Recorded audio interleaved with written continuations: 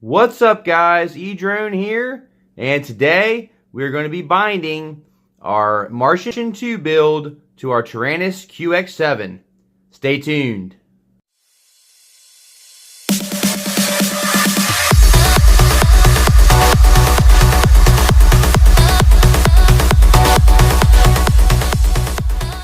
So I want to make a quick video on how exactly you can bind your XM or XM Plus receiver to your Taranis Qx7 transmitter. It's not too difficult. The most difficult part, I think, is just holding that button in while you apply power. We're going to go through it, and I'm going to take you through each step. That way you can successfully bind your XM or XM Plus receiver to your transmitter.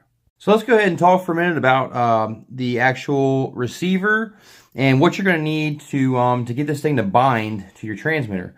So you're going to need a power source. You're going to have to power up your drone, whether you use a LiPo pack or you use a laptop or PC, and use the USB to power your flight controller. I'm just going to go ahead and use the LiPo pack and power up the quad. Now, when you do this, you want to make sure you have your FPV antenna on FPV transmitter. You don't want to power this quad up and not have an antenna hooked to your FPV transmitter. So let's go ahead and connect this. We're going to go ahead and connect the antenna first so we know that we are safe. That way we are good. We now have our antenna hooked to our FPV transmitter, and I'm just going to stick that out of the way for a sec. And keep in mind, it's a lot easier to work on the quad and get to the receiver when it's apart like this. That's why I chose just to go ahead and do it. But here you can see we have the receiver here, and luckily we have plenty of wire, so we can go ahead and pull this up.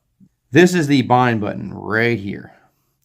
You see I left the heat shrink back just enough to where we can still access that bind button.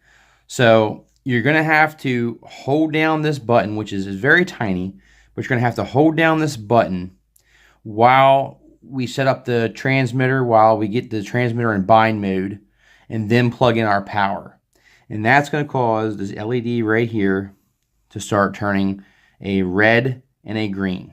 Go ahead and get your transmitter powered on. Hi, Eric. Welcome back. Mode. All right, at this screen here, you're going to go ahead and you're going to push the 3 little lines here for the menu. You already selected the model that you wish to bind, so we're going to select the Martian 2. Angle mode. We now have the Martian 2 selected on the transmitter. Now what you're going to do is you're going to page over to setup. This little wheel here, you can scroll it clockwise or counterclockwise. You're going to scroll it counterclockwise. It's going to bring you to the bottom of this page. Now, if you scroll up to highlight the BND, that is bind. So what you're going to do is you're going to go ahead and push this button. And as you can hear, your transmitter is going to make a very annoying beeping sound. So now that your transmitter is in bind mode, we can now get ready to bind our receiver. All right, so now you've got the transmitter chirping. We've got our receiver hooked in, plugged in, and it's the right way.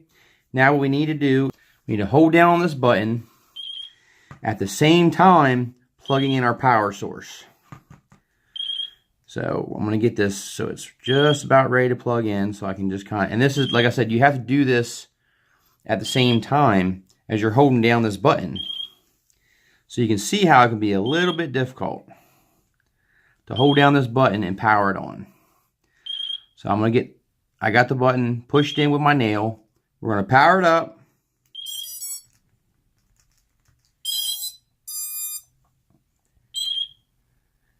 Now you can see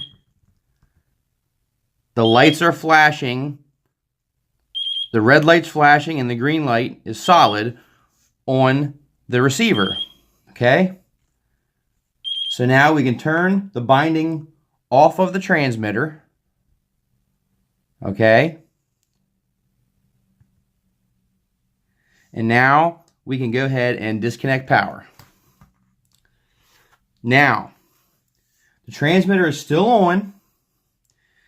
So now when we power up the quad, the green light should stay solid green, meaning that we have a correct bind. We're going to go ahead and plug in our power while the transmitter is still powered on. It's not in bind mode, but it's still powered on.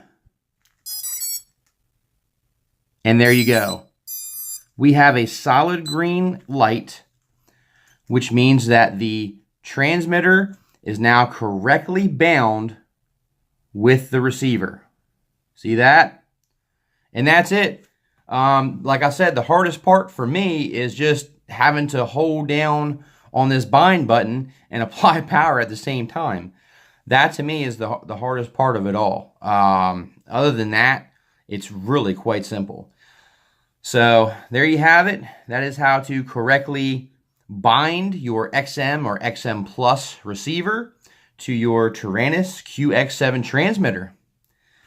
And try to keep you a little updated as far as the build's concerned. I'm still waiting on the buzzer. That's why I have not done any more putting together of the build.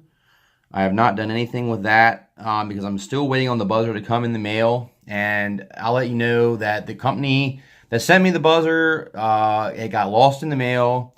The company refunded me the money, which is great, and they sent me another buzzer for free since the mail service happened to lose the original buzzer.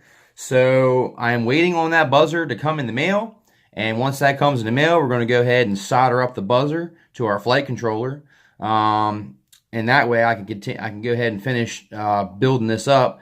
And, getting the receiver mounted, getting the FPV transmitter mounted, getting the top plate on, and just kind of tidying up everything.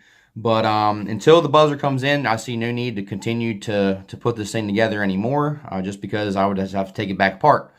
But I'll keep you guys updated on that. And stay tuned, because coming up very shortly, I am going to start the programming series of the Martian 2 build, where we're going to be connecting the Martian 2 to Betaflight, and we're going to be programming and getting everything set up, and then we're also going to be setting up the motors and ESCs as well. Thank you guys for watching. Please like, share, and subscribe, and please hit that like button. It helps me out a lot. Thank you guys for watching. Till next time, E-Drone out. Yeah.